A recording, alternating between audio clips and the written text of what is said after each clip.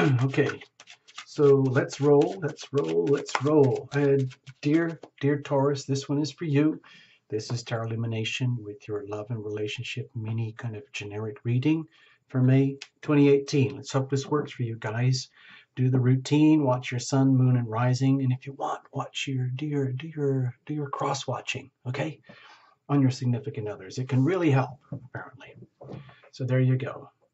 Now, you guys, you probably got the hint already that May is kind of a big deal for you, not just because it's your season, but because of the huge global shift that's going to happen for everybody when Uranus moves into Taurus on May 15th-ish, which happens to be the same time as the fat new moon. So it's going to be an incredibly important new moon and a serious landmark for the whole of 2018, just letting you know. So, where do we start? Okay, here we go. Taurus, May 2018, okay? Here's the big deal. Let's just say there's the sun, there's the moon, there's the rising, whatever. We'll just put you on the horizon here. So first up, we've got at the very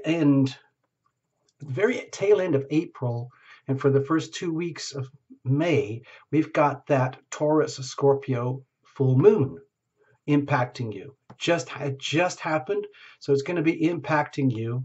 So the moon would have been here, okay, in your 7th house, and then 2 weeks later, here we are, May 15th, okay, May 15th, the big Taurus energy happens. So the moon lands here, so you've got the sun and the moon here, okay, but we start off for the first 2 weeks of the month in the tail end of, integrating whatever culminated for you in your love life at the very tippy end of April.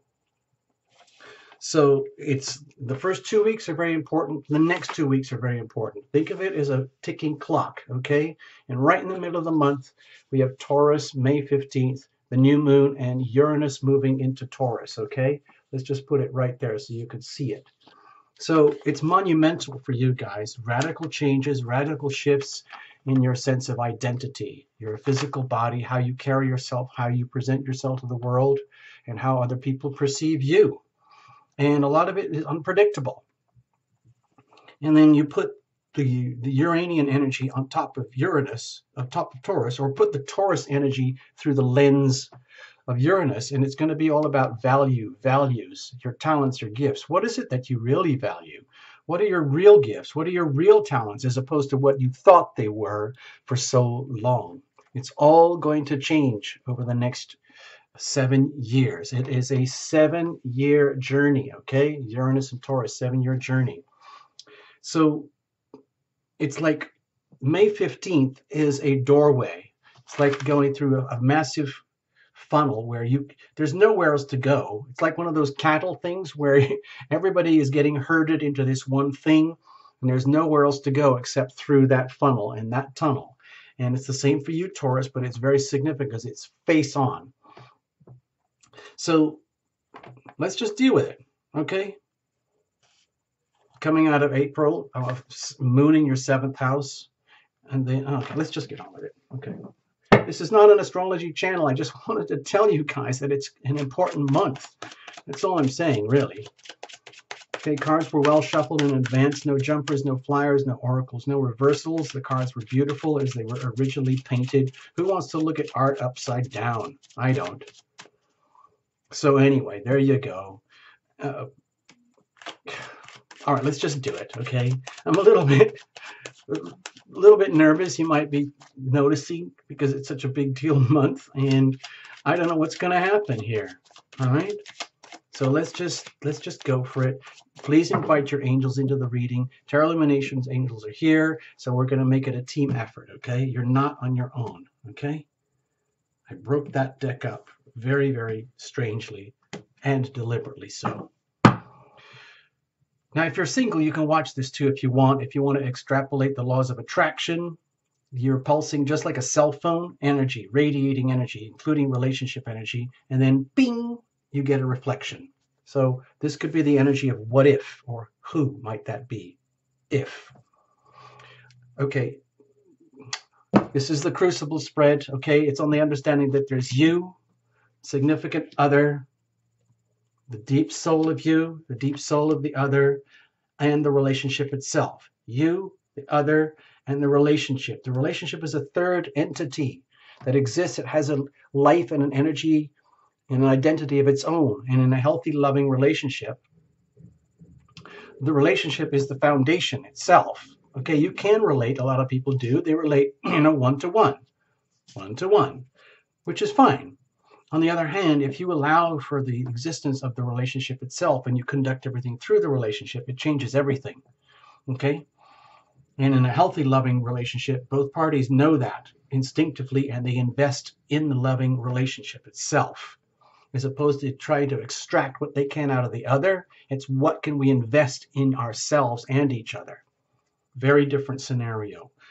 We're going to look at the weather in a moment, circumstantial energy that's surrounding the situation right now. And you, Taurus, like everyone else, I'm suggesting please make the best of it. No matter what the card is, it's just there. You have to make the best of it anyway. All right? Here we go.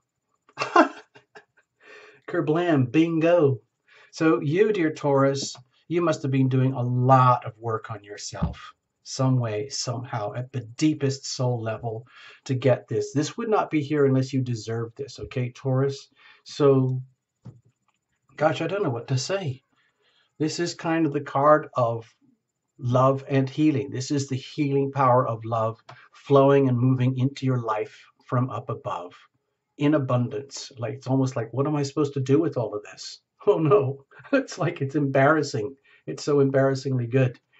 It could be literally like seeing and feeling it from heaven, literally feeling like you're walking out in the wild, in nature, in beauty, and there's like a magical spring shower and it comes onto you and you feel blessed. It's almost like you're opening up your hands and welcoming the healing power of love into your body, your mind, your heart, and your soul from up above.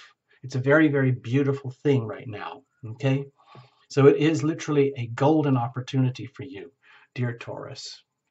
Now, how does that, what's that like? Let's come down to earth and see what's happening. What's going on with you? Okay. You have decided that you're going to either continue or resolve to be a mystery to yourself. And if that's a problem for anyone else, then that's their problem. It's not your problem. You have reached a point of ascendance where you kind of have become your own divine master, divine mistress, so to speak, where everything happens exactly as it should be because it can't happen any other way. And it is an unending perpetual mystery. And it is very, very beautiful. It's very, very wonderful.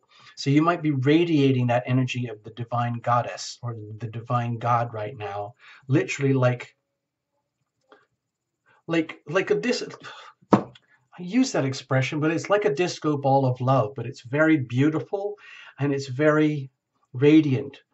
I'm watching the Lost in Space right now on my Netflix stuff thing, and you know the robot.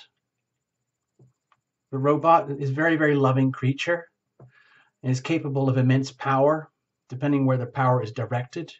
And the robot is a mystery to himself. They call it a guy, but they call it an it, but really they think it's a male. But he's a mystery to himself. He's just literally radiating that love. And when you look in his face doesn't have facial features. It's just a glowing, radiant, sparkly, multicolored confetti orb of light that is just transmitting and radiating love, transmitting love and receiving love. All he cares about is Will Robinson. Okay, the robot. It's like you're being this amazing, loving being, radiating this in a very, very beautiful, serene, loving way, without having to explain it, without having to justify it to yourself or to anybody else. The divine mystery, and so be it. Wow, it's very, very delicious. It's very, very enticing. I feel it's very, very magnetic, but only for those who are ready, willing, and able to receive. Okay, that's the key issue here. Does anybody have the nerve to dare to step up to you? Does anybody even know that you're there? And when they do dare to step up to you and they understand that you have this presence, do they even have the slightest clue of what's really going on inside of you or behind you? It's very beautiful. That's what I'm seeing here, Taurus. You must be doing something right, or you've done a lot of homework on yourself, perhaps in past lives or in this lifetime. What about the other? Let's just have a look. This is so over the top already. I'm scared to pull in the next card. Oh my, oh my. What am I supposed to say, people? I see true love. I see that you have a mate that is the embodiment of true love, the purest, simplest, most true love that exists. They completely love you as you are, and they accept, and you are like the reciprocal of them. You would you would not be receiving this or attracting this, Taurus, unless you had done tremendous amount of work on yourself to attract this from a significant other. And for this to be the embodiment of a significant other, they must have done a fair bit of work on themselves too, because we're talking about what looks to me like very, very high frequency love vibrations here, which is, statistically, it's very rare. I mean, we're already off to a freaky start here with this reading. I don't know what to say. I have no idea where this is going to go. Gosh, please forgive me, Taurus people, if I mess up on the reading, and you can reinterpret however you want, but I'm kind of blown away already, and we've only just started. So let's look at the deep. Wow, this is just beautiful. Let's look at deep inside of you. Okay, to me, this is good. This. Thank goodness. I feel like I can calm down now and come down to earth here.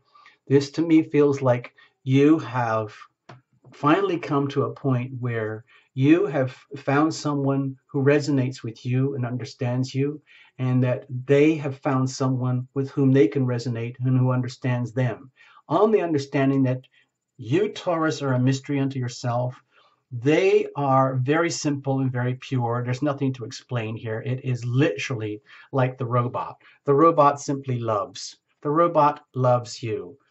Will Robinson, the robot. Let me forget about that analogy for now, but it's very, very pure. And that's all you needed to know, Taurus. That's all you needed to know, is that you've discovered true love, the most genuine true love that exists. And now it's there. It's just like, finally. Okay. So what do we do now? At the spirit, at the core soul level, you realize, okay, there's more work to do. Now that we've reached this point, there's no going back here. It's like I've been hearing the word ascended recently.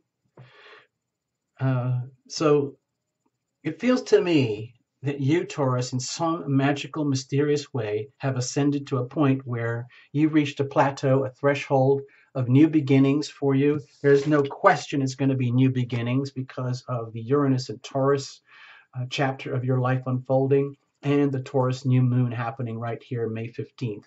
So the second half of May is going to be very interesting for you guys.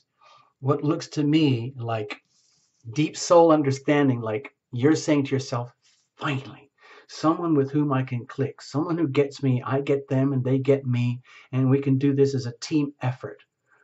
I am loving, I am loved. Be loving, be loved. We are loving, we are loved. We are loving, we are loved. We intimate, we separate. We intimate, we separate. We have joys, we have sorrow. We have ecstasy, we have grief. All of it. And it's all one thing.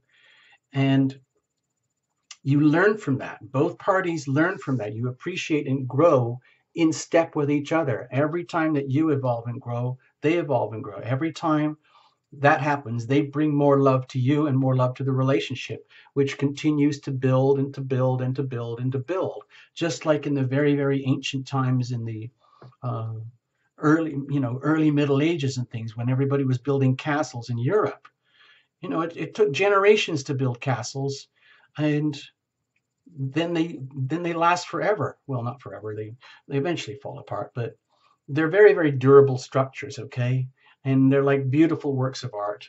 And so it's like something that you're creating here is very beautiful. What about the other? Oh my gosh. My feeling here is this just like ka-ching, ka-ching. As far as they're concerned, it's just like, oh my gosh, Terra Illumination, guess what? You have no idea. I scored big time. They're absolutely gorgeous. This is the love of my life. It's something I've always dreamed of. Look over there. See that? Terra Illumination goes, yeah, I get it. I get it. Okay, I get it. I get it. And we're giving a reading about you guys. And it's not your reading, okay? It's not your reading. Please understand this is their reading, but thanks for letting me know. And I just have to let you know it's just awesome. I can't. It's like fate. It's like fate. Yes. Okay. Okay, calm down. Yes. It could feel very, very fated. I mean, it's such an to me this feels like such an extreme reading. Coming out with this at the very beginning like this, it's statistically, to me it feels statistically almost impossible, but it looks to me like, Taurus, you're doing it some way, somehow. I don't know. Being an alchemist, being the ultimate divine sorcerer, the ultimate divine sorceress, somehow or other doing that and bringing this into being in the most divine way possible. Not for any other particular reason except because it needs to be done. Somebody has to do this, and you've decided that you're going to do it. And you just needed your trusty robot at your side who loves you and loves you and loves you. And they don't know why, and you don't know why, and it doesn't even matter. All they're concerned about, all they're aware about is that this is just freaking amazing. This is like the biggest stroke of luck that anybody could ever have had in their own life. And so there you go. I don't know what to say.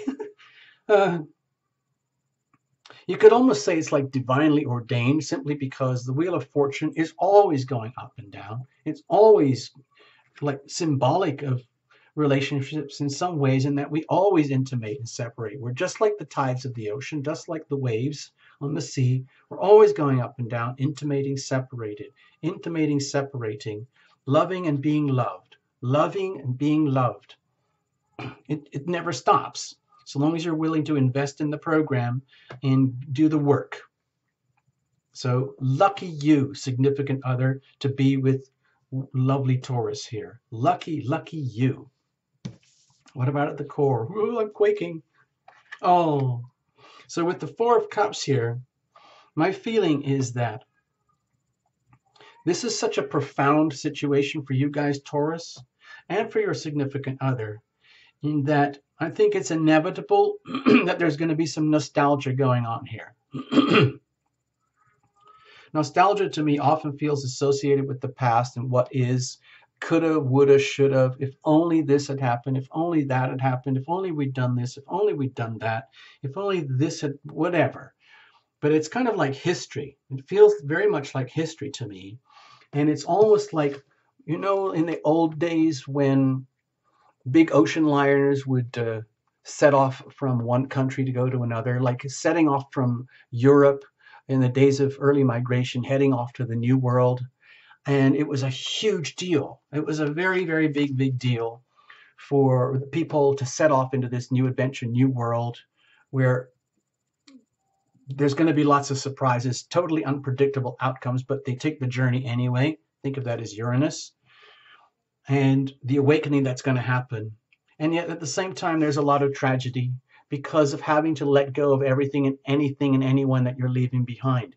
Just imagine being one of those early migrants, or even today a modern migrant doing the same thing, where through force of nature, let's say, you are leaving a whole world behind that perhaps was full of love, but you're moving on.